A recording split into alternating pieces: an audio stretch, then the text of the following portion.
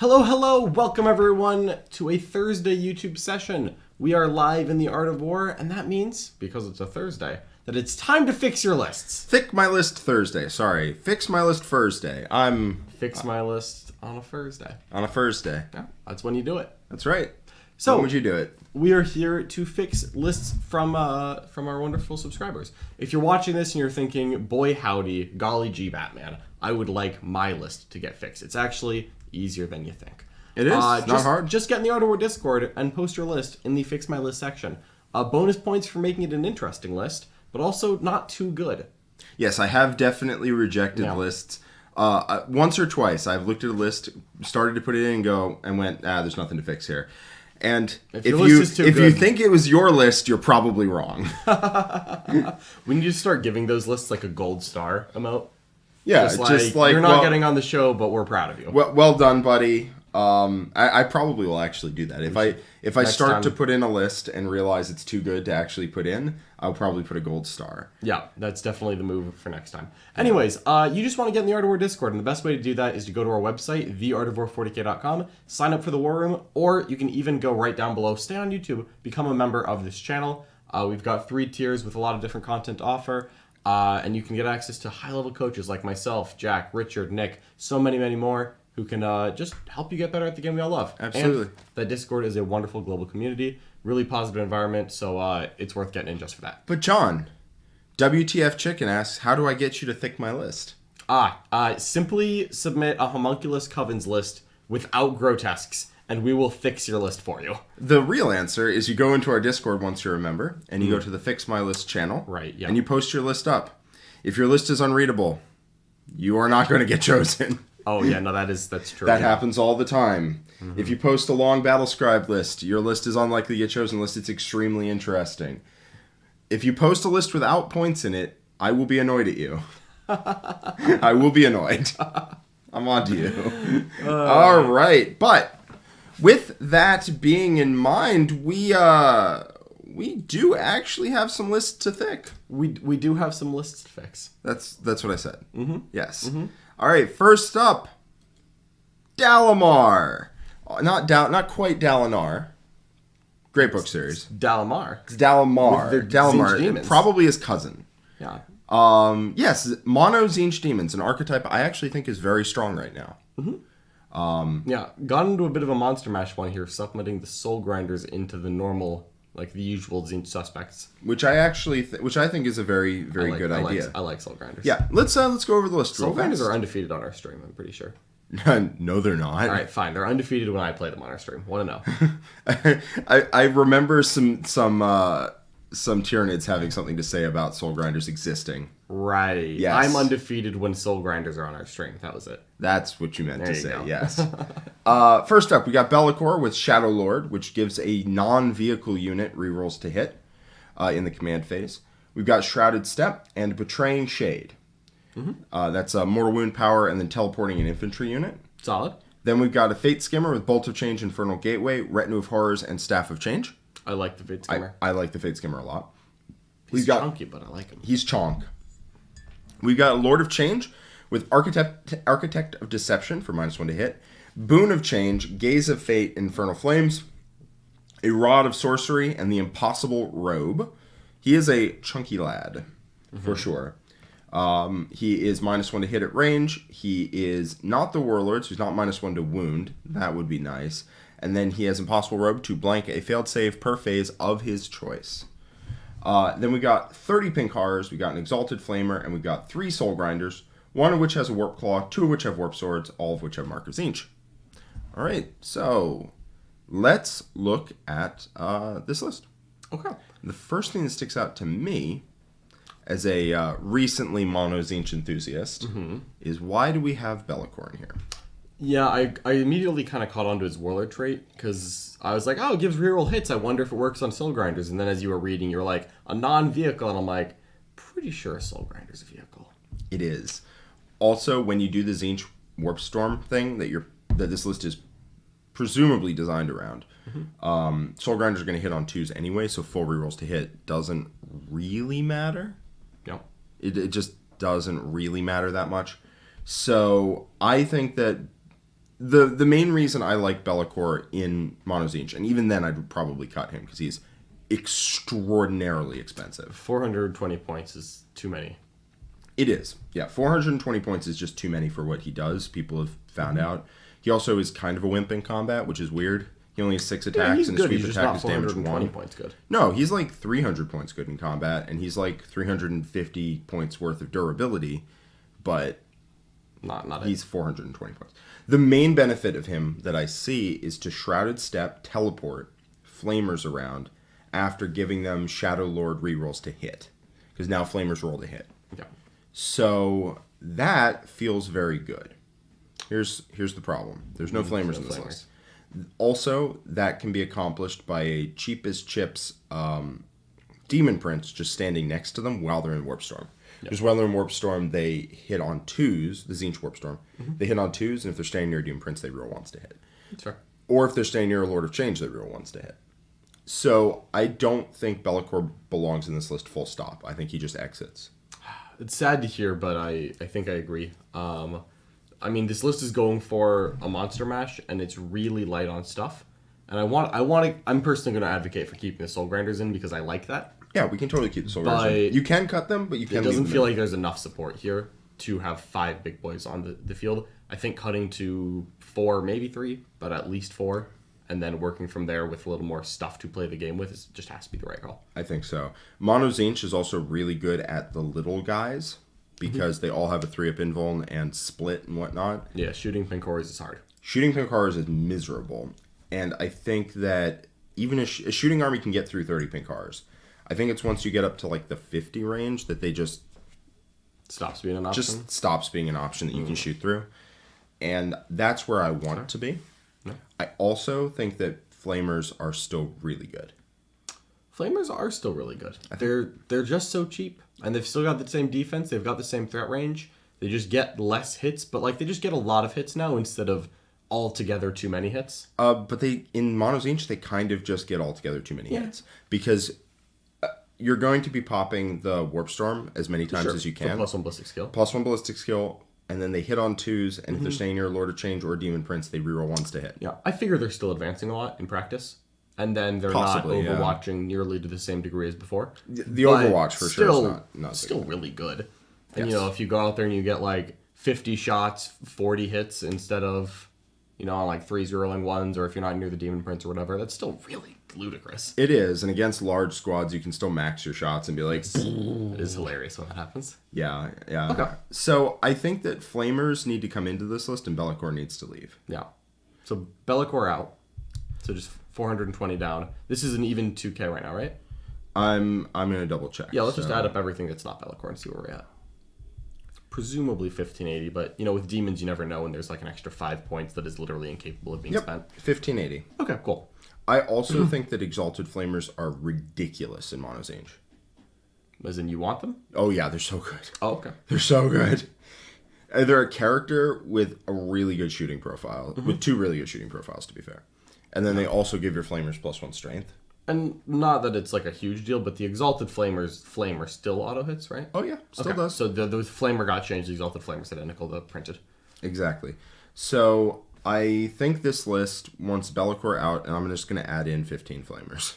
Because if you're running Mono Tzeentch, I mean, you can take fewer. Is that 375? It's 375. Okay. So that takes us all the way up to 1955. This is where I start looking very, very hard at the Lord of Change. Oh, he's so tough. Yes. I like the Lord of Change. Yeah, I do too. Here's the question. Do you like him 355 points worth? I mean, I'm kind of with Nick on his Fate Weaver adventure he's been on recently. I don't think Fate Weaver belongs in this list. Oh, that's hurtful to say. I think Fate Weaver belongs in every list. So, sure. That's what I meant to say. Yeah, obviously. So my theory crafting here, right, is that our game plan is to make a list that is so obnoxious to shoot at. Yes. That our opponent has to shoot at Pinkars. If you have Fate Weaver in there, if you have Lord of Change, I think you make him minus... Honestly, you probably don't need -1 to hit, because early turns, like turn 1, maybe turn 2, you can use the -1 to hit Warp Storm effect. And you save like a lot of points on Architect of Deception. You save like 30 something points on it. I would need to double check, but I would then, you go -1 to wound and you go Impossible Robe and you go, I'm not dying. Sorry, I'm not dying. And then I think that unit is a very good piece on the board to just run around and I think honestly just cast Mortal Wounds at your opponent all game. Yeah. And just blow people up. That part's really good. What I am thinking, though, is that we're already presenting the Soul Grinders. Well, I think the Soul Grinders... So you think they're all going in reserve? So here's my theory here. And this is kind of a little bit out of left field. This part of this was come up with by Quentin Johnson and myself, mostly Quentin. But if Tzeentch, one of Tzeentch Warlord traits is an aura of reroll morale, which is great on pink cars if we take more. And spoiler alert, I want to take more. Which is great on them, and it also makes you Warp Locus. Yep. So at that point, I want that on the Fate Skimmer, who can teleport around and then Warp Locus and Soul Grinders to charge your opponent. And shoot. Soul Grinders shooting is actually legitimately really, really good under the Tzeentch trait. I think I kind of want a second Herald. Because if we're just having a guy who's flying around, like the Lord of Change role right now, Yes. theoretically, Right. is to fly around, be way too inconvenient to shoot, and do a lot of mortals. And then you get to the problem where a Fate Skimmer is slightly worse at the mortals, just doesn't get shot. And teleports for 1 CP. Teleports, yeah. Like, could we just do 2 Fate Skimmers, no Lord of Change? I think so, for sure. Because then this is -355 plus 160. Because the Staff of Change is legitimately a very good gun. Do you know what its profile is? It's 3 shots at like 742 or something. Yeah, 7 -4, and you'll hit on 2s when you pop the Warp Storm. So with that, we have 240 points left, and that sounds like Pink Horror and some Pink Horror and Exalted Flamer. Yeah, leaves us 25 points, which is incredibly awkward to spend. We could also just cut down to a Foot Lad. Well, I was also thinking, could we maybe upgrade a Fate Skimmer to a Demon Prince? How does a Tzeentch Demon Prince cast? Is it just like a 1 cast? I think dude? it's 2 casts. I'll pull up their codex. Okay.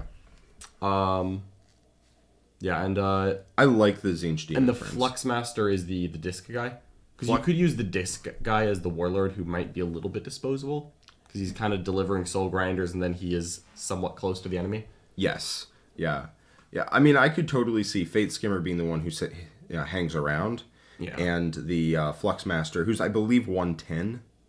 He's It's not a actually... significant decrease. It is a significant decrease. But let me pull it up, because all their points changed. That's fair, yeah. I'm just thinking, if it's 50 points less, that leaves us 75 points left, which is an extremely convenient multiple. God, I really do want to play this army. This army sounds so cool. I don't think we need 3 Soul Grinders, honestly. But we might include it just to overload your opponent, but I think 2 show up, because I don't think you're fitting 3 within 6, wholly within 6. So 2 show up, charge. Burning Chariots are also really good. They are. But let me find out how much. What was I looking up? The cost of a Demon Prince and of a Fate Skimmer. So Demon Prince of Chaos. The implication from the chat, by the way, is that we're going to want a Demon Prince. Demon Prince is good. Demon Prince is good. We may want the Demon Prince as the Warlord, because Heralds can only take the first 3 on the table. That explains why Quentin did that exact thing. Yep. Yeah, no, Demon Prince is good because it also gives reroll 1s to hit to a lot of this. And that is very good when they hit on 2s. So, Demon Prince of Chaos is 140 base, 150 if you take the weapon that you are 100% taking. So 150, 185 if you take wings, but I don't think this list honestly does. I guess you're just thinking you're just going to teleport him in? Just teleport him in, or just, he moves 8, so like that's... And his plus 4-inch move and fly for the wings? Yes. Okay. Not insignificant. Not inconsequential. But it's something we can look at the end of the list. If we have exactly 35 points left, I am going to tell you to put it in. Exactly 35. If it's any less or any more, we're good. Yeah, if it's exactly 35, it's time from Tzeentch. If it's 40, then... No. So if it's Tzeentch, it knows 1 additional, casts an additional. So knows 2, casts 2. Okay, so not... So it's just a... Compared to like a Flux Master is the disc guy? Flux Master is the disc guy. Okay, so it's tougher, it hits harder in combat, it costs more, it casts about the same as a Flux Master? Casts exactly the same. Yeah, doesn't Perfect. have the Staff of Change. Hits significantly harder in combat. And is allowed to take the Warlord trait that we want. So I feel like the Demon Prince has got to be going in now. Yeah, I mean, I like Fate Skimmer Demon Prince quite a lot. So let me build that from the ground up and see how many points we're at. So Demon Prince at 150, Fate Skimmer at 160. Solid. 420 points of Horrors. We've got a 75-point Exalted Flamer, and we've got 375 for Flamers. Yep. And then we've got 570 for the 3 Soul Grinders. That leaves us with 250 points. So let's say we add 1 unit of Pink Horse. Done. Okay. Now we've got 110 points left. Let's add 1 more Exalted Flamer. Oh, no. Oh, done the math already. No, I did the math. Wings! I did the math It gets already. wings! Lands at exactly 35 points. Yeah. Oh, boy, how could this have happened? How could this have happened? Tzeentch works in mysterious ways, Jack. I think that's very good. I think if I were to... If I were to change the list completely, I think the Soul Grinders would go down to... Are you going to suggest Burning Chariots? yes. Not Soul Grinders? I would suggest 3 Burning Chariots, which gets you back 70 points each for 210 points total. Have you never just seen a soul and thought, oh, I want to grind that. I want to grind that guy. You just got to grinder those souls. I think of that all the time, honestly. Yeah. I never stop. Yeah. So let's go over the list real quick for the revised list with Soul Grinders, and then I will put a little aside for what I would probably do with it. So the revised list is a Demon Prince with wings. Yep. Warlord. Warlord with the Warlord trait for reroll wound, reroll morale, and Warp Locus. Can he take the Relic of Blanca Save? Yes. I mean, just toss it on, right? I mean, I'll double check that because there's no reason why not. Yeah, but it could be Lord of Change only or something, and it's just that we've only ever bothered to put on Lord of Change. We never noticed. Yeah, Relics of Tzeentch. So I just like the idea of that guy being just like a little bit annoying to kill. Yeah, he can take the impossible robe. Solid. He can also take 6s to wound or a mortal wound and +1 damage on his weapon, so he goes to damage 4. It's not bad. It's not bad. You do want some amount of combat. +1 damage all the time, or +1 damage on a 6 to wound? No, +1 damage all the time, and then 6 to wound to a mortal. I think that's just a playtest decision. Like, you just play with that and figure out which one actually feels best. Yeah, but one of those two, Yeah, I think is like, totally one of fine. those two sounds good. My gut says the robe, but I could easily see it being the other way. Yeah, robe is I don't know. Robe's probably right because you need to do warp ritual and live in the center. Yeah, that's what I was thinking. But also having some amount of damage is nice. I don't know. They're both fine. But anyway, looking at it, Demon Prince with wings with the Warlord trait for being a Warp Locus and reroll morale, and a relic, either Impossible Robe or the relic weapon, Soulfire Sword or something, Soulfire Blade. Sweet. Then we got a Fate Skimmer with Retinue of Horrors and Staff of Change. And that guy's got Bolt of Change, Infernal Gateway. The other guy has +1 to wound and hold Warp Storm. So Infernal Flames in case of Fate. Yeah, some solid. Yep. And then the Fate Skimmer's the damaging powers. Then after that, we have 4 units of Pink Horrors. Then we have 2 Exalted Flamers. We have 15 Flamers, 555. And we have 3 Soul Grinders. That list sounds... This is an absolute win. That list sounds really good, honestly. We could run that. We have 40 Pink Horrors. I like the Soul Grinders a lot. Just because I feel like Tzeentch has a bit of a melee tag problem, where you can usually play around it, but then if it actually happens, you're in trouble. Yeah, I will say the Soul Grinders are definitely playing on normal, whereas without Soul Grinders, it's definitely playing on hard. Yeah. Yeah, Not that it's risk reward. Risk reward. Not that it's worse, just that you have more benefit. I think. Like I think there's more benefit to the Burning Chariots, but it's definitely harder because there is no backup plan if you mess up and let yourself get hit. Yeah, I like toolboxes personally, but I can really see how just, oh my god, so many guns, and then also 210 points of demons is not insignificant. Burning Chariots also have a 4-up in combat. Yeah. I'm more worried about, like, once they touch you, even if you're alive, what then? Yeah, well, then you shoot Smite. Then you smite. Big smite energy. But what I would probably do personally is maybe leave 1 Soul Grinder in. I could honestly see that. Although what I want to do really bad is get another Exalted Flamer and another unit of Pink Horrors. Well, if you change... For the points. If you change 2 Soul Grinders for 2 Burning Chariots, that's 140 points right there. That's the 5th squad of Pink Horrors. I'm fine with the compromise. Yeah. Yeah. But for this list, it's 3 Soul Grinders, because I love Soul Grinders. So 1 Soul Grinder, 2 Burning Chariots, 50 Pink Horrors, 2 Exalted Flamers, 15 regular Flamers, a Fate Skimmer, and a Demon Prince. Yeah, it's a lot of good ways to take this. Yeah, there's a lot of ways to fiddle with it. Soul Grinder. Get mono Tzeentch on stream. Yeah, I really want to. I believe in it, and Nick doesn't, and it hurts me. All right, then play it into Nick. I will. That's the only way. It's the only way. Only way. The only way. All right, moving on. Oh, there we go. Let me click on it first. Ta-da! All right, we got Corkin, Kit Smith Hannah in our Discord. Kit Smith Hannah has been doing real good this year, I believe. Mm-hmm. I've been seeing him doing well at events. So, all right, he's playing Goffs, and I believe he said that he was looking for my insight here because I've been known to Goff. Yep, you're the Yorker boy. Let me see if we can find the list. See if we can find any notes with the list. Although he may have posted this a bit back, and he is rather active in our Discord. Not that that's a bad thing. I just said it like it was a bad thing. And he's even active in the chat. Hey! Yep. Welcome, Kit. All right, so the notes are, he's pretty happy with this list, but curious to hear your thoughts on how to optimize it.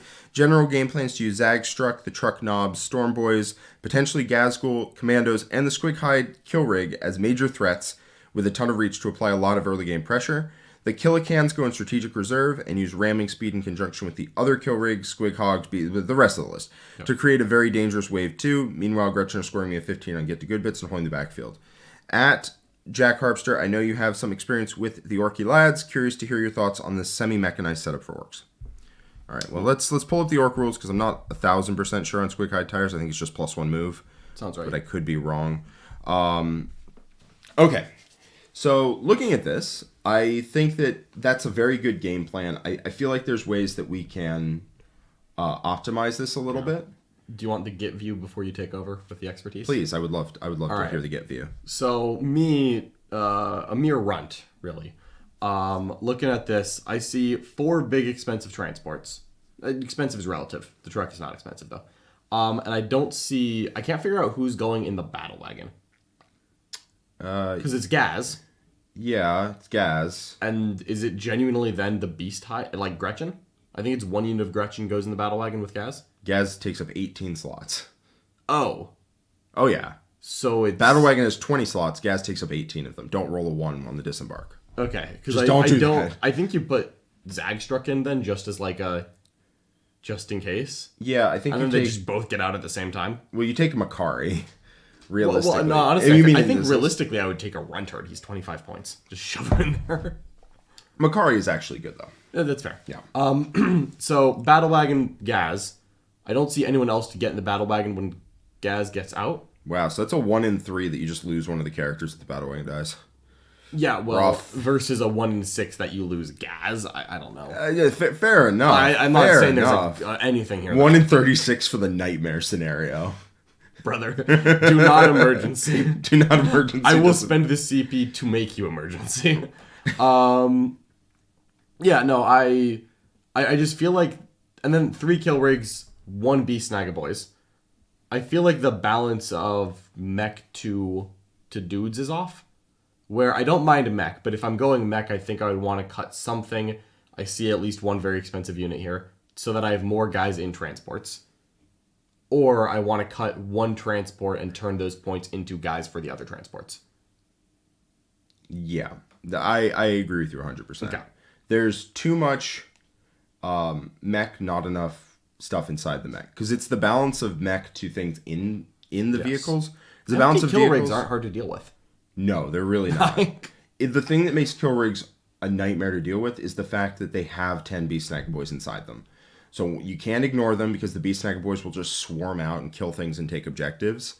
And once you kill them, if they're near an objective, Beast Snagger Boys get out, take the objective, or are just there ready to go and kill you. And I hate when that happens. Yeah. Kill rigs without Beast Snagger Boys in them are just not nearly as good. Or it's more to the point that your 100 points is like, if you have 100 points, it's best spent on Beast Snagger Boys if you have empty kill rigs. Yeah. With that in mind, this list does not want Gazgul Thraka.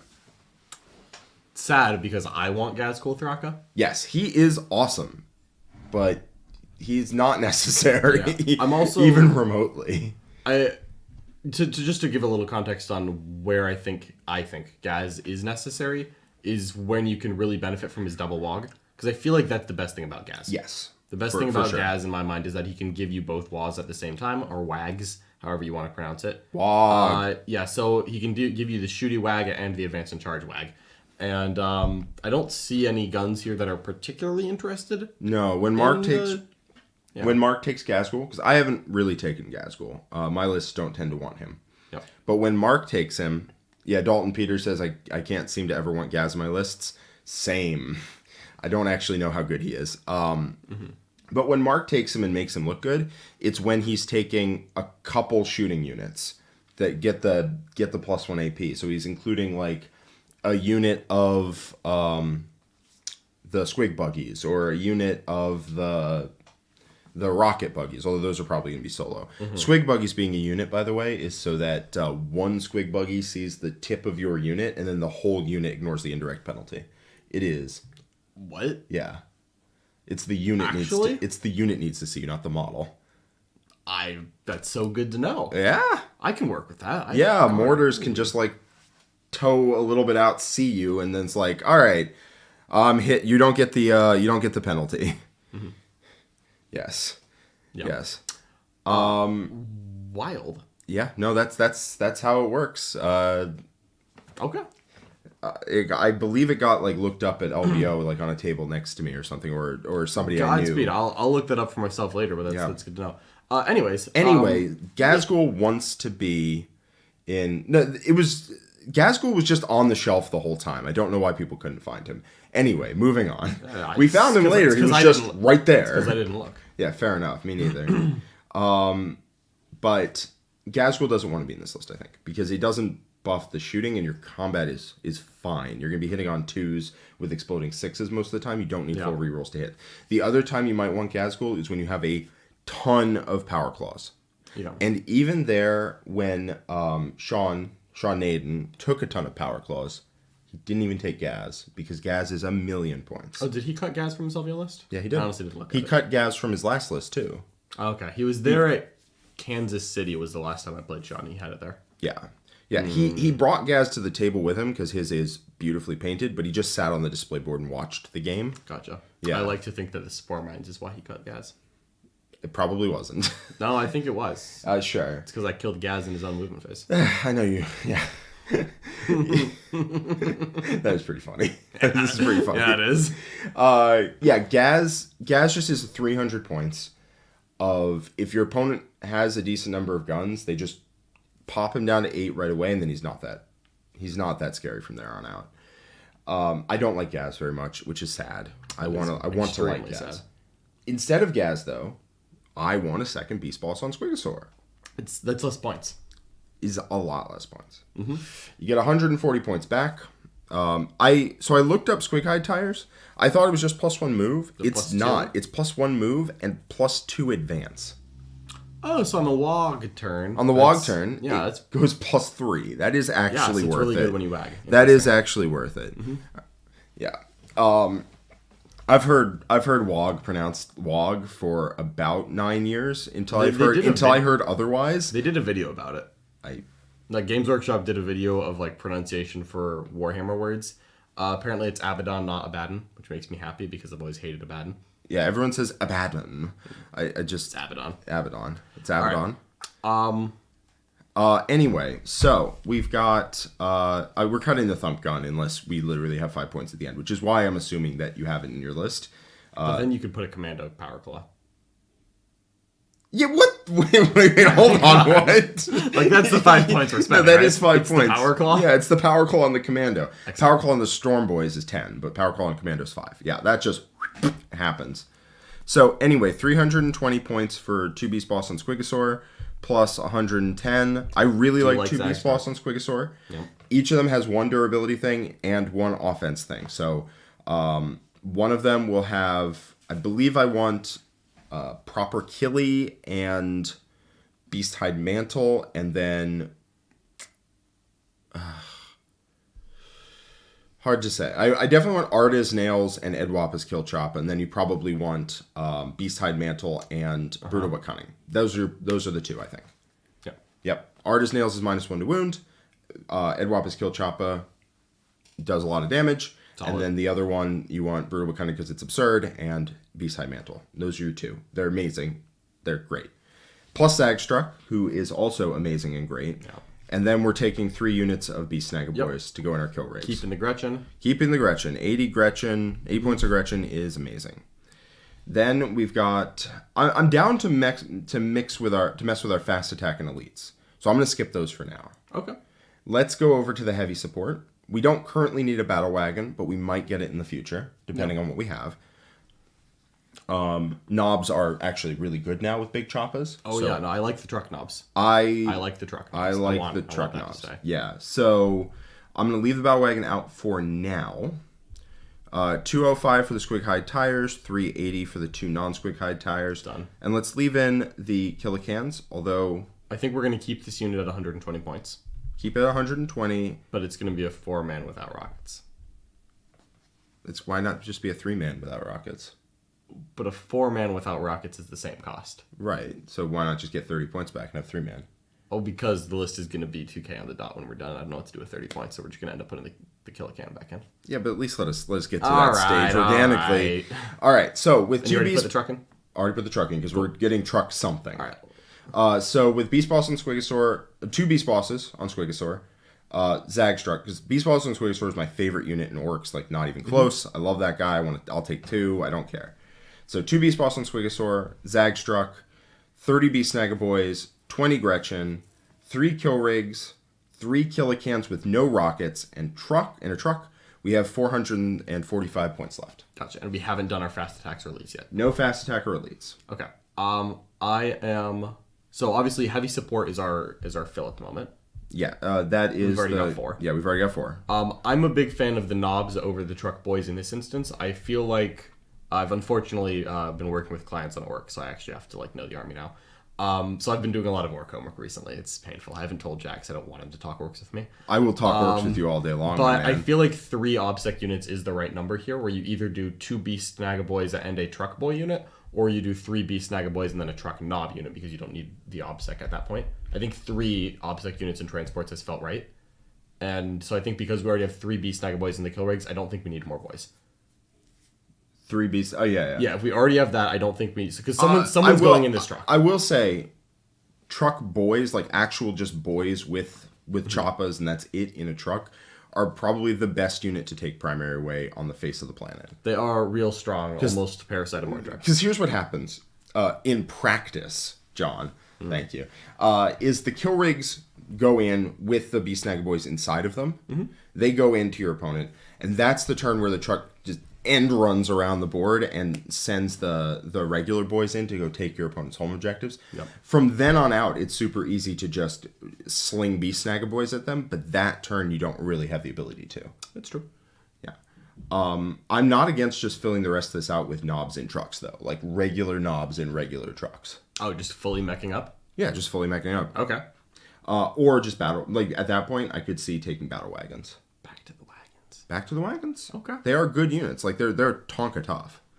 But if I were to add a truck boy unit and then divide our points by battle wagons and knobs, how many points does that get me?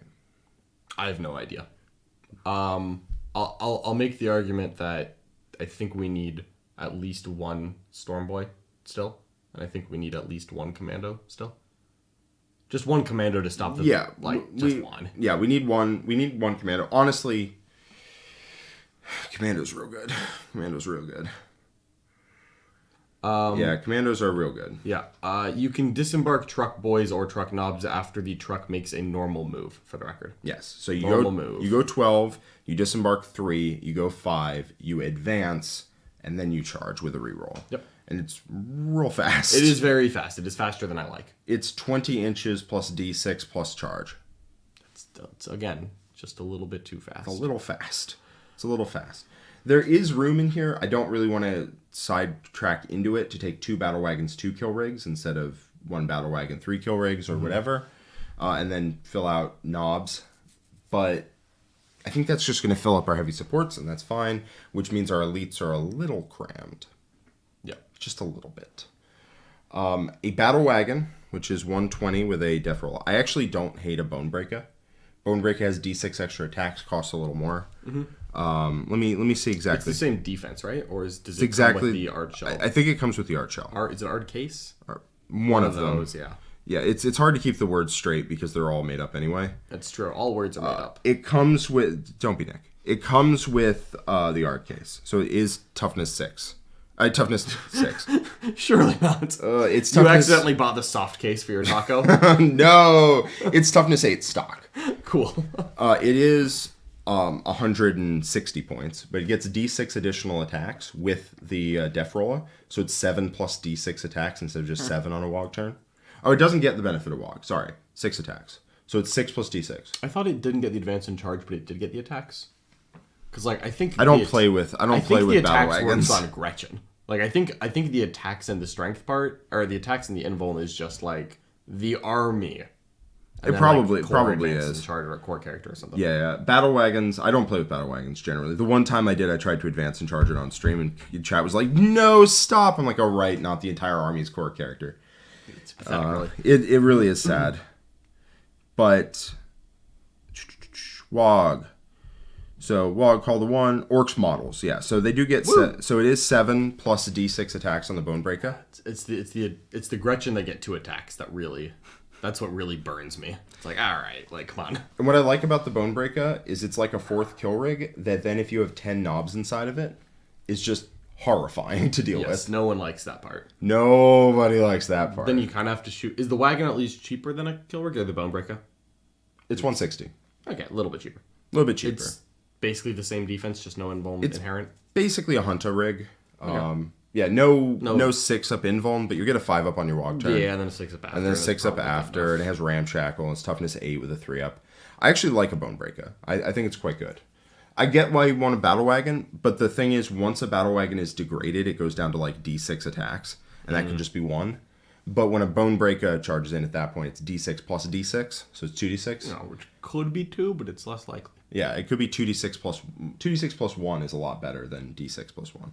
So I actually like a bone breaker here with a bunch of knobs inside. Okay. So I could see 10 knobs with big choppers, and then 2 units of 5 commandos, and just see where we're at there. Okay, let's just see where that's at. So is one of those knobs truck knobs, or is it a truck knob and then it would be truck boys plus truck boys? Okay, truck boys. So let me just add this back up. A lot up. of boys. It's a lot of lads, which is kind of the point. I think you can basically almost fit this in. We're skipping out on fast attack, which, feels a little weird, but not impossible. No. And also, you're very mech'd at this point. Very mech'd. Very, very mech'd. 205 plus 380 plus 70 plus 80. So we're at 1995 on the dot if we leave out Killicans. So this is, just to run it down here, yes. This is 2 beast bosses on Squigosaur, correct. Each with CP spent on them. Each with cool stuff. Zagstruck. 3 beast Snagaboys. 3 units of beast Snagaboys. 1 truck boys. 1 truck boys. Power claw on the dude? No. Okay, just truck boys. Just truck boys. 2 Gretchen. So we're at 2 6 units troops of Gretchen, here. yes. Fast attack is empty. There's just like a dust bunny floating around. Yep, no fast attack, which is kind of weird, but, sometimes if you fill out your heavy supports, you fill out your heavy supports. 5 commandos, 2x5. No. 2x5 commandos with power claws. Okay. Yes. And then 1 unit of 5 knobs? 1 unit of 10 knobs. Never mind. With big choppers. Got it. Yes. Then it's a bone breaker. 3 kill rigs and a truck. 3 kill rigs and a truck. And you've got and one of the kill rigs has squig high tires. And then you have 5 points, which I'm sure does something interesting. It's a thump gun. Couldn't you upgrade one of the knobs to have something besides a big chopper? Probably. Is there a bigger knob in the knob squad? There is not, so I believe. I haven't played with them yet, but I believe they're just... No, there's a boss knob. Boss knob! He is identical. Oh. But give him a power climb. All of his stats are literally the same. Give him a power climb. Including leadership. I want the boss knob. Yeah, the boss knob is going to have a power claw. Yeah, it's 5 points. Woo! Honestly, I might take a kill saw, because kill saws are AP4. All right, take a kill saw. Yeah, why not? Yeah, heck yeah. So, that's the list. I don't really see a problem with that. I think that list... It's very mech'd. It's very punchy. It is. It's not pretending to have boys riding squigs riding next to the transports. There's just more guys in transports. Yeah. So we actually have the same number of vehicles as before. We've just cut the fast attack section Entirely. and Gaz for another beast boss on Squigosaur and 30 more boys. And 5 commandos and 5 more knobs. Yeah, and then we've cut the cans as well.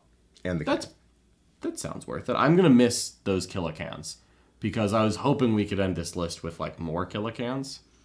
I wanted like 8 of those.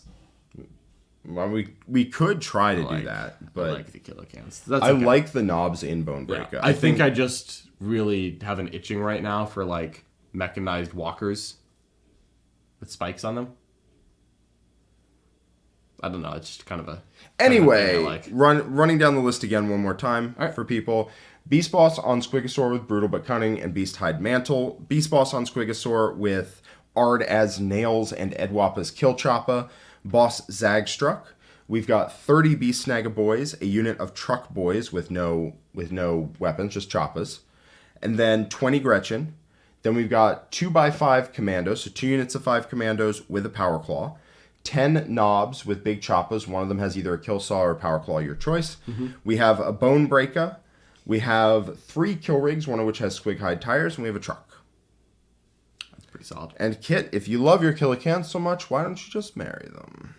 Or you can keep them in the list. Or you can keep them in the list. I support killicans. What I would do is if you really wanted that, is I would cut the Battle Wagon plus knobs package that I'm actually very excited for personally myself.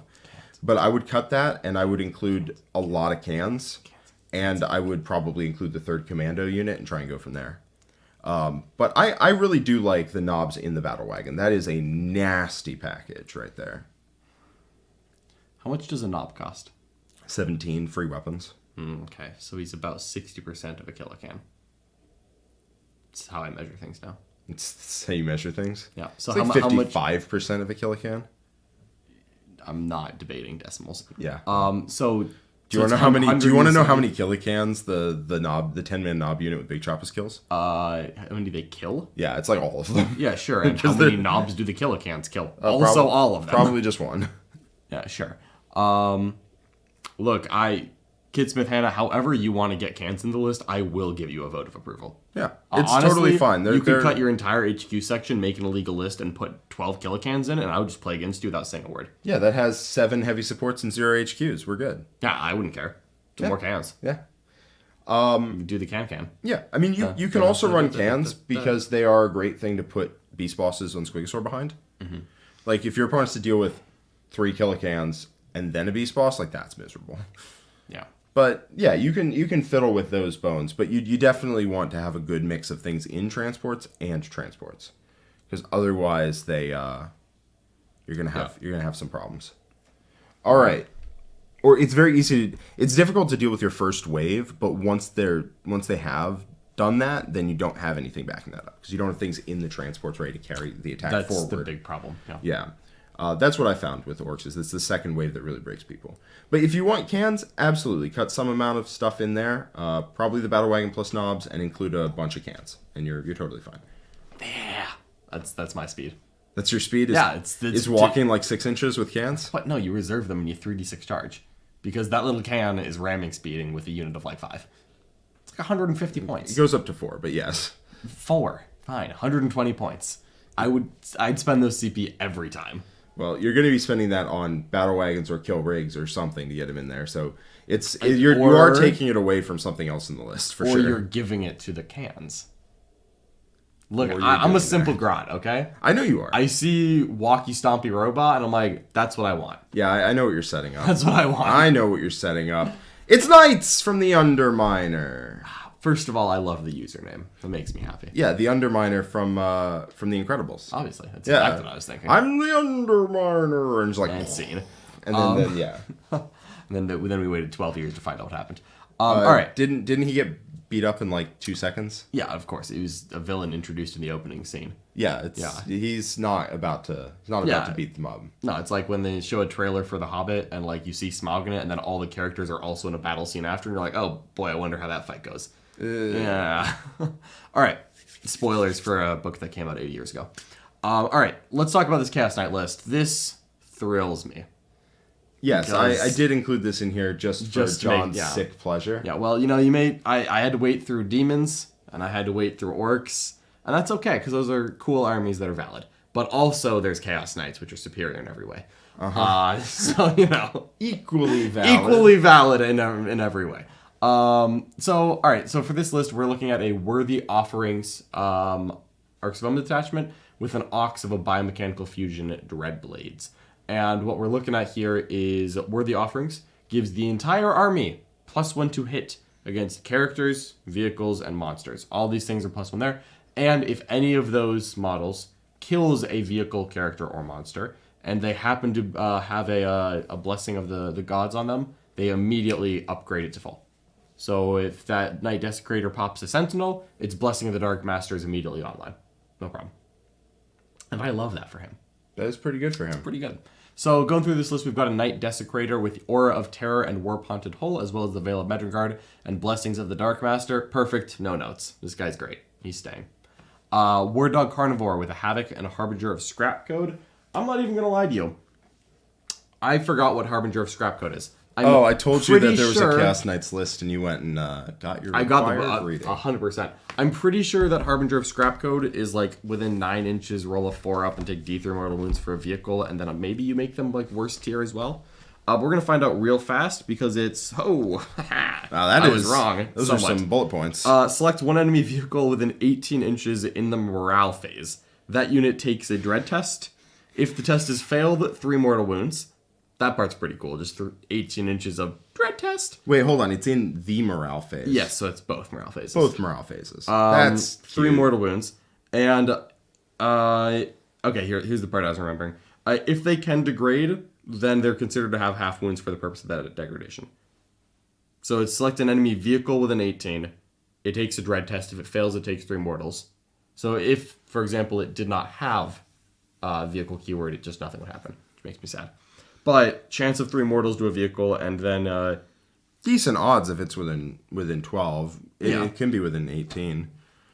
that's cool. And if you can stack that with someone who's in Aura of Terror range, then it actually gets pretty spicy. The fact it's really is- good into like guard and Iron Hand vehicles, and if there's just a lot of vehicles in the meta, this is actually The vehicles tend to be very low warlord trait too compared to the rest of the army. They do tend to be low. Like warlord if a traits. vehicle pushes into you and takes 3 mortal wounds on their turn, yeah, because it's the morale phase, so it's your morale phase and your opponent. So they push in, take 3 in their morale phase, and then they take 3 in your morale phase. Like they're basically dead for just nothing. yeah, and then you shoot them. And well, yeah, but you shoot them and then they might take 3, or something else takes 3. Yep. Yeah, I think Harbinger Scrap Code is actually pretty cool. dang good. Then you've got a second Carnivore with another Havoc Launcher and a Beguiling Majesty, which I'm always in favor of. That's the combat debuff Slaanesh buff.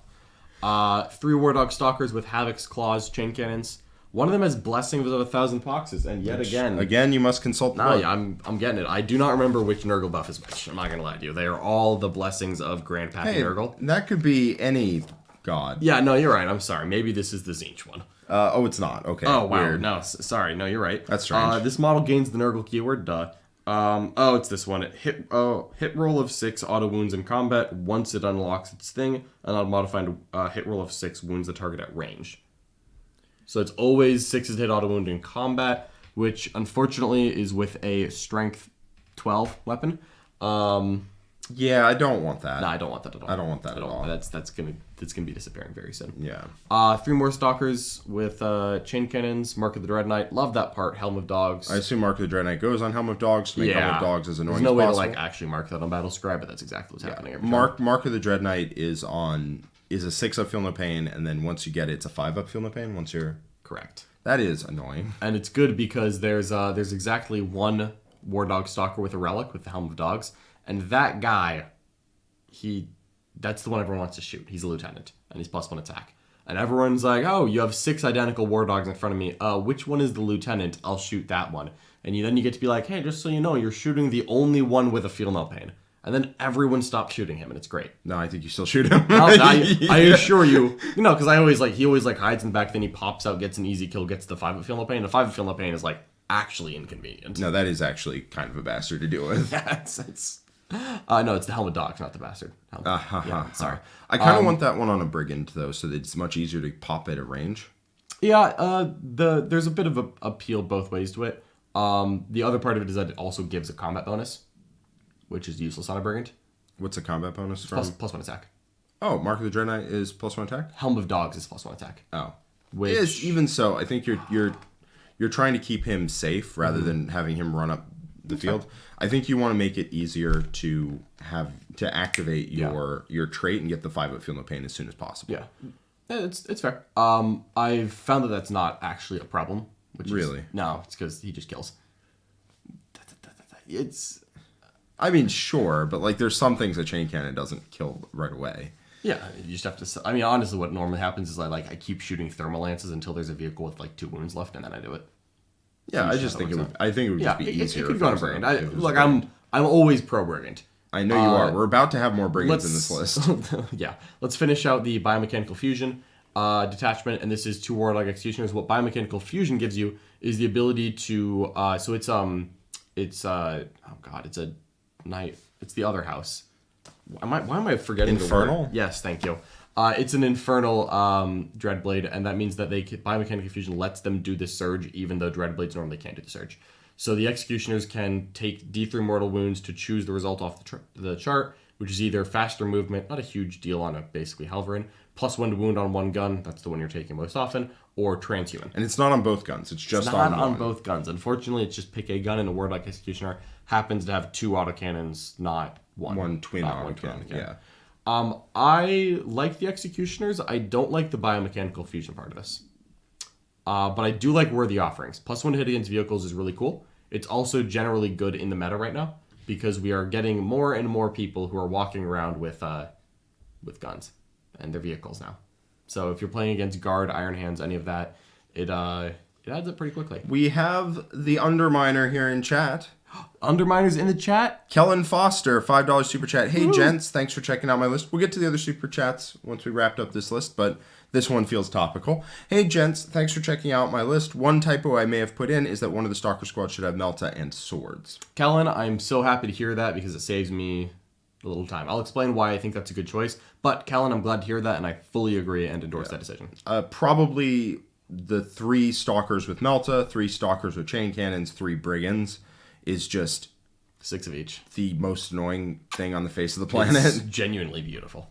So where I think I want to go with this list, unfortunately there's not a ton of data sheet options in Chaos Knights, but I like the big boy. There's a strong argument for taking 13 War Dogs instead of a 10 and a Desecrator. However, I like the big boy. And I like the big him boy. On the table. He's also a loss condition for your opponent. Sometimes your opponent realizes that they actually don't kill knights without rerolls, and you just go. Yeah, or you trigger the no rerolls and the trans hitman. Yeah. Or the no rerolls is stock, but the trans hitman, you trigger the trans hitman, and all of a sudden your opponent's like, oh no. Yeah. Every once in a while it gets you. Oh no. I know against Tau, if you can trigger the Knight Desecrator immediately and jam him up their army, they basically can't kill him. That's so good. You just have to find a devilfish to kill. Something, a piranha, have him solo a crew squad. It's just find something to do, and it's just so beautiful. Yeah, then he suddenly is like, "Wow, your army, enjoy." Sure, you shoot me with hammerheads, you might kill me, yeah, or you might do nothing. It very quickly gets to you have to wait until turn 4 Callion to actually try. Yeah, and that's a lot of time. Yeah. So we're keeping the Desecrator in as he is. I'm also keeping Worthy Offerings. I'm personally running Herpetrax right now, but Worthy Offerings is very good, and I think it's a really good sleeper pick in the meta right now. So I'm fully on board with Worthy Offerings. Here's what I want. Worthy Offerings is awesome because it's +1 to hit all the time, and Chaos Knights already kind of kill vehicles in combat, and you can kill them in shooting if your Worthy Offerings better than normal. And I feel like, as always, the answer is to get as many guns as possible into a Chaos Knight list across the board, which means that those 2 carnivores really stand out to me as I don't think that carnivores are good in Worthy Offerings because they don't benefit at all. How many points is a Brigand? Brigand is 155. Interesting. Yeah, no, it's the math is super already here. It's great. Yeah. So you know where this is going. Oh, of course. 100%. Of course. So I think what we're doing is we're going to change the Warlock Executioners to the Ignores cover one, which I believe is Warp Sight. Let's just find out on that. Warp Vision, my bad. So Warp Vision, in my mind, on the Orks. So you keep 2 Executioners. One of them has Mirror Fate still. And you've just got Ignore Light Cover instead of sometimes +1 to wound that involves you hurting yourself. I think that's just a good side grade. Yeah, I ignores cover on Executioners because their AP2 is a big deal. It's really nice. And now I just want to take these Carnivores and promote them to a Stalker or Brigand. Something with guns. Because I don't think Carnivores are good in Worthy Offerings. Because one of the appeals of the Carnivore is that it's a little bit faster than a Stalker. It has 1 more attack than a Stalker, and it's +1 weapon skill.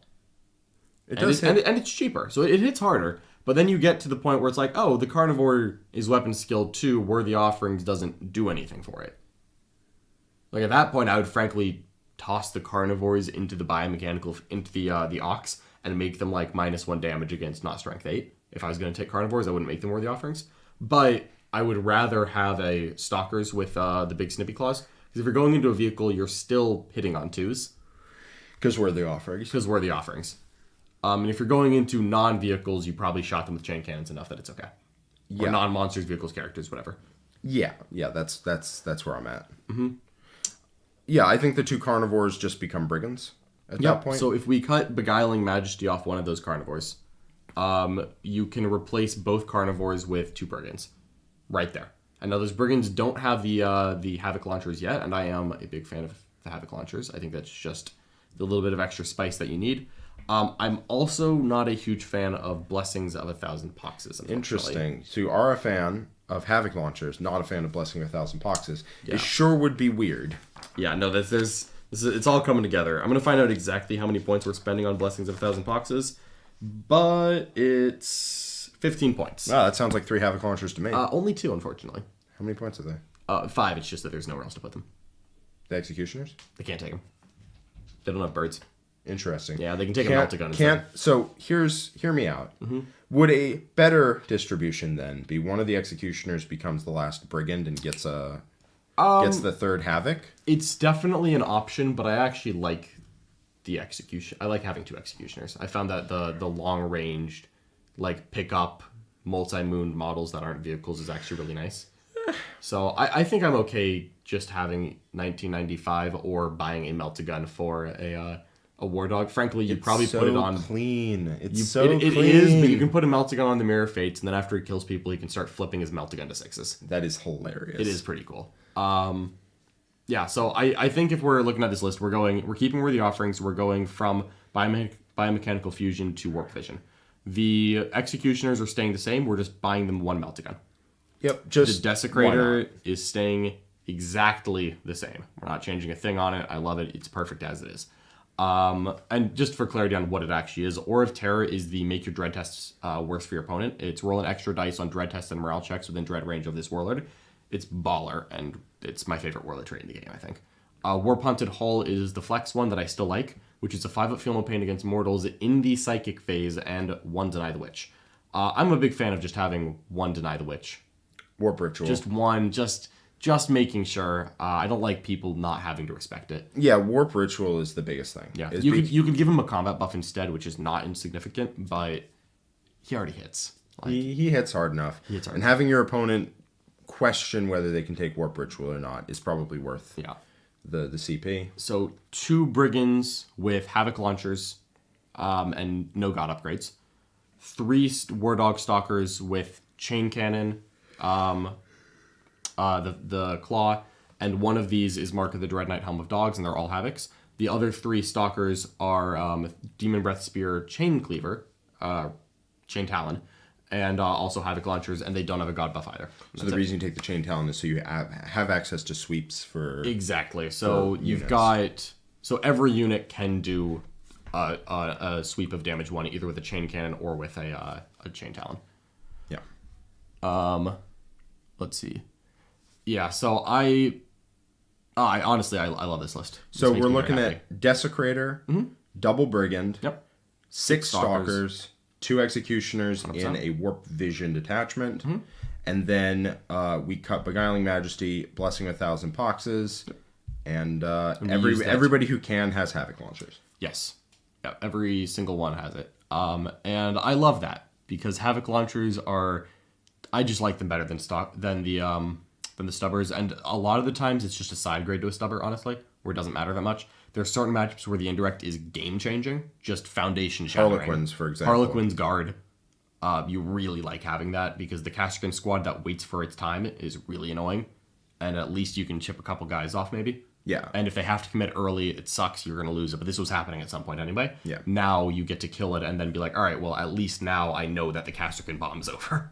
Yes. So I love all of that. I actually really like this list. This is exactly what I want for Worthy Offerings. So, all right. Love the list, Underminer. But I think just a couple extra guns makes the difference. Again, it makes you... You still hit plenty hard in combat. Exactly. It's that the carnivores don't contribute anything. They can kind of be ignored until they close the gap. Mm-hmm.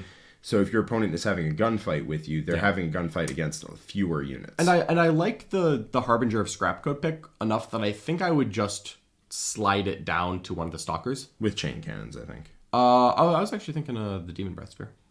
Oh, because those guys get closer to They vehicles. get closer? Yeah. All right, yeah, for sure. But yeah, either way, I would keep that in. All right.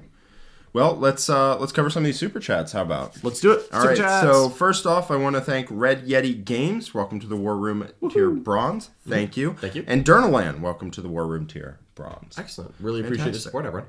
All right. So first super chat, we got a $2 super chat from Commander Cha Cha. What would you say is the most competitive Imperial Guard list? I think that it's going to be based around the foundations of Born Soldiers. The list that I'm on right now, which is actually one you can see in action in the War Room, is so if you go and you could see a game that I played at Dark Angels with it a couple weeks ago. But it's basically Leontis, Creed, Command Squad, a tank commander, I think 3 squads of guardsmen, 2 sentinels, 2 Castrican squads, 2 more Leman Russ, Rogaldor, and 9 mortars. It sounds pretty good. Sounds like it was something like that. I probably missed something in there. Oh, there's a Chimera. Roughly in that. Roughly that ballpark. But the Born Soldiers splash, doing a mix of mortars, Castrican, and Russ, maybe Rogaldorans with your support characters, seems to be the archetype, and then you can kind of adjust that to flavor. All right. We've got Shell with a $5 super chat. Woohoo! Hey boys, tangentially related Lord of War question. Tangentially, yeah. Can you veil/breach a Tesseract Vault? I'm getting conflicting reports, but isn't it too big? It is too big. You cannot veil a Tesseract Vault. So the model, you have to be wholly within 6 inches when you place it back down, and the model is like 12 by 12. Got it. And you can't put the guy literally in the middle. No, it's got a base. Okay. So that means that is just not a thing you can do. It is illegal, unfortunately. Well, does it measure to the hull or to the base? It measures to the hull. Oh, all right, never mind then. Okay. Yeah. No, if it was one of those like things that was like on a bigger base than it should be. So it is on a base that's about like yay big, and the model is like this big, so you can put a guy right next to the base. Sadly, the Tesseract Vault is so large that still does not get you within 6. Like not even close. It has a special rule that you measure distances to the hull. Oh, I mean, I'll double check that, but Okay. I'm pretty sure it does. At least Perfect. the guy I played at LVO was measuring from the hull and said it had a rule like that. So Fair enough. While you're looking that so up, no, unfortunately, you cannot Tesseract Vault you cannot veil a Tesseract Vault. That is disappointing. Technically, you can. It just dies when it comes in because it can't be placed. So certainly don't do that. Don't do that. If you want to, so we've got Kellen Foster here. We got a second one from him down below. We got $5 super chat. Thanks again, guys. If I could trouble you with one more question, do you think Ruthless Tyranny, Grind, Storm of Darkness is a good secondary game plan for Chaos Knights? Yes, I do. Yeah, Kellen, I think that is an excellent secondary plan. Tyranny is a fantastic secondary, one of the strongest in the game. Big fan of Storm of Darkness. I liked it before, even though it was a little bit shaky. Just getting more points for it is better. So really happy with both of those. Grind, I think, is often going to be the choice. If your opponent doesn't give up Grind, they are probably a very elite army, and they may give up something else. But Grind is just CP generation is still really useful. It actually has me considering cutting the Mirror Fates, but frankly, I just don't have a better upgrade for 15 points, so it always ends up making the list. So it says distances are measured to and from either this model's hull or its base, whichever is the closest. No, that is not holy. That's not holy. Yep. Especially because the model is just not wholly within 6 of even the top of the Tesseract Vault. Yeah, it's literally impossible. Like, it just doesn't work. It's too big. It's illegal. You can't do that, unfortunately. That is a pity. All right. We related, by the way, base size on the Soul Grinders. If it's used on the 160 round, you can't you can't bring it in with Warp Locust because it's bigger than 6 inches. Oh. You have to be Wow, older that than is. 6. Is it really that big? It's they ship it out, or I don't think they actually ship it with the gigantic base right now, but it was shipped with a gigantic square base for a long time and just had no base in 40K, and now they have it on a 160 giant. round. Okay, well if that's like a massively round base. At that point, I definitely think that we don't. makes me sad. Yeah. No, now we just simply leadership bomb people so that we can bring the Soul Grinders in anyway. 100%. That's the answer. 100%. That's the answer. I will accept no other, really. Visalia Delt says, how annoying is a 9-man Red Corsair Chaos Space Marine biker unit with swords, 2 combi melters with a 20-inch move charge, and strat to leave combat 14 inches away? Mm-hmm. That's pretty annoying. That is very annoying. I always worry about the damage output of that unit. And then it's always the weird Chaos Space Marine question of, you can put all the buffs on one unit to make it good. Is it the best unit to put all the buffs on? Or is it better to just spread those buffs out? Yep. I'm not really sure. I think Nick has been talking Red Corsairs a lot. I don't know if he's actually put them on stream yet. Not yet, because he's excited for like 3 or 4, and we put CSM on like every so often, so he doesn't get to all of them eventually. I do think that the Red Corsair bikes, though, is the best way to run Chaos bikes. So if you have a hankering for Chaos bikes or Red Corsairs, it's a match made in heaven. I like it. It is really annoying. But you have to like put the defense on it. Like I think they're the unit that gets your illusory supplications. If you make them Tzeentch and you cast the invuln on them, or maybe you just actually put a Feeling Pain on them, I think you have to invest in that unit for it to be worth it. But it can be worth it, and Red Corsairs is the best place to take it. Absolutely. We got a $2 super chat from Commander Cha-Cha following up. What do you have on Key Casterkins and Dorn versus 2 Russ? Ooh, so I am in favor of a Dorn over 2 Russ. It's a little bit cheaper. It's sometimes more durable, sometimes less. It's kind of weird how that works. I just really like the Dorn. It's a dope model, and I like having one thing that I can kind of put buffs on a little bit better, because if you have 4 Russ, you can give one of them free rolls to hit, or you can give them all reroll ones to hit, and it's like, it doesn't really matter if you give one free rolls to hit, but a Dorn is a nice big recipient of it. It's also a good recipient of the strat on the turns. The strat for 5s to hit auto wound on the turns where you're not engaging Casterkin. I like having it as like the default receiver of the buffs that I'm investing in, because I find that I'm investing in all these buffs specifically for the Casterkin combo of Doom. But then like I'm not doing that 5 times a game, because if I did it 5 times, we wouldn't be playing the game anymore. No, you do it once, so we're not playing the game anymore. We got a question here from Chase Christensen. What happened to the World Eaters versus the Votans match? I believe... well, let me finish Commander Chacha's question. Yeah, absolutely. My key Casterkin, I have all Hotshot Las. So it's 2 Hotshot Volley guns, a Hotshot Sniper, Hotshot Pistol, and Sergeant. Everyone else has Hotshot Las guns, and you just you take a Voxcaster. Absolutely. But as many Hotshots as possible. So, absolutely, there you go. Just Hotshot until the mortals rain from the sky. Yes. So, what happened to the World Eaters versus Votan match? It was streamed yesterday, live, and then after a certain period of time, it goes to the War Room. So, if you want to see it, you just go to our website and you just become a member. There's a 3-day free trial if you want to check out a particular game or particular couple games or particular faction or whatnot. See if you like what we got. And then you can check out that match and watch it in the past. Yep. All right, so that would be theartofwar40k.com. You could also find it right here on this YouTube channel if you Right wanted here? to become a member. And you know what? If you did any of those things, you might also get into the Art of War Discord, and that is a great way to submit your list for future episodes of Fix My List. Absolutely. Just, if you wanted maybe next week us to talk about your list, it could happen. It might. We got a $5 super chat here from Cultist Chan C. Hi, Art of War. How do you feel about a Dark Techno Patrol added to a Dark Eldar Arcs of Omen detachment with 2 Talos? They really do seem efficient and outflankable if needed. Let's see. Dark Techno is the +1 to wound, +1 damage, but then you take You mortals. overcharge your gun. Yeah. I think you can do it with Cronus still. You can do it with anyone, right? Not liquefiers. Yeah. I mean, not liquefiers, but like you could do it on a Talos. It's just that it kind of happens to, if you roll 1s, it sucks. But it's not even the worst. Do Talos need that? Do Talos have any guns that need +1 damage / +1 to wound? Not that like the big thermal guns ever mind having it. They don't mind it, but no, I don't think Lance? so. It's a heat lance. Yeah. You could take other stuff, but I think that I would take it on Kronos, honestly. Yeah. Oh, Tantalus. Oh, Cultist Chen meant Tantalus. All right, my interest is piqued. I was like, oh, you can do that on Talos, but not Tantalus. Can you actually outflank Tantalus? Are they bigger than 6 inches? I think if you do it sideways, I think it fits. I don't know if it does. They're huge. We would have to go measure that. I'm not confident that. I'm pretty sure that if a unit... no, there are rules for that, because if you outflank a Baneblade, it just doesn't shoot. Which sounds terrible. Yeah. So my thought on Tandalai is that they are really good, but for their points cost, they're actually legitimately insane. But you are opening yourself up to getting shot going second. Yeah. You just are.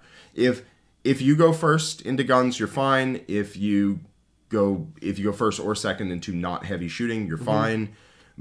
For 220 points, they're ludicrously cheap. They are. They are ludicrously cheap, but they are 18 wounds. So even if they are cheap, you are still threatening to lose them instead of not. If you go second into big guns, unfortunately. Yeah. They're also gigantic, so there is no line of sight blocking terrain that would even think about it. Yeah, there's not much at all. If the Tantalus is too big, if it's more than 6 inches, you could always bring it in your deployment zone within an inch of your battlefield edge. And that works? That works. It has to be wholly in your deployment zone within 1 inch of your battle edge with every model in the unit, which is just one model, so it's easy. Yeah, I really like taking them in the ignores cover exploding 6s to hit in combat one, and then loading them out with flamer racks with double liquefiers in each squad. Ignoring cover is still pretty darn good. Yeah, you just shoot people to death. It's real good. Yeah. And the ignores cover on AP3 guns just... Yeah. So you think you'd prefer that to Dark Techno? Yes. Yeah, because when we did our testing the last time, we took Dark Techno to a tournament. Yes. We did do a little bit of testing with Dark Techno, and then we very quickly realized the reliability and Immortals was self-defeating. Yes. And we just wanted to ignore cover. Ignores cover, and then having the units inside just do the damage for you. Because I think you only overcharge one gun, right? Or you can overcharge all your guns. You just take a million more wounds off it. Sometimes it's too much. You take legitimately 4 to 6 mortal wounds every time you activate. It's just not good. But ignores cover is very good on them, and ignores cover on liquefiers, because you can include 2 5-man liquefiers, a character, and 2 5-man rack squads with double liquefiers, a character, and 5 incubi in each Tantalus, and they can advance and go 28 inches. I do be liking Tantalus. And they can still shoot their guns at -1 to hit, and then all the liquefiers inside shoot, and then you take 3 of those, and your opponent is really sad if they go second, because they spend their turn dealing with the Tantalai. The Tantalai are this big, so you can get out behind terrain and stuff with the rest of your list, and then you just swarm them turn 2 with the combat characters and incubi.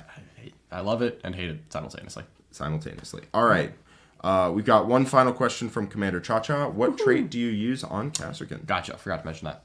So I usually take 2 squads, and one of them I put the ignore cover on, usually the teleport squad, and the other one I do mechanized infantry, which is the disembark after a transport moves. But there are lots of other options there. The plus 4-inch range on all weapons I think is really good, and I've been considering replacing my ignore cover with that so that my key squad just gets extra long range, because I think that's a really viable way to play Kasrkin. I think 28 inches is a really good place to be on their guns. Super not. Because they get the order to be heavy 3, so their range, their rapid fire doesn't matter, and then you just go out to 28. Always. First rank fire. Heck yeah. Justin Ragucci, $5 super chat, says, "Hey guys, I'm still having trouble getting into the Art of War Discord. Who would I reach out on the website for assistance? I believe contact at theartofwar40k.com. Exactly. Yep. Contact at theartofwar40k.com is Send where us an email. Send us an email, and we'll get you set up. But yeah, we'll sort that out real quick. Absolutely. Francois Herman, €5 super chat, says, "Going Space Wolves for the month coming. Any advice about a list?" Ooh, so I think we're hopefully gonna be getting Space Wolves on the stream soon. And we also... Nick is trying to avoid his saga as hard as possible. It's like, it got rescheduled to off the current schedule. It's like, all right, well, we'll get it on soon. Anyways, my advice is that I think Space Wolves are best done as an MSU short-range shooting and combat army, where I think, honestly, some of the best thing that Space Wolves have is leaning into their elite and fast attack jump units getting access to meltaguns.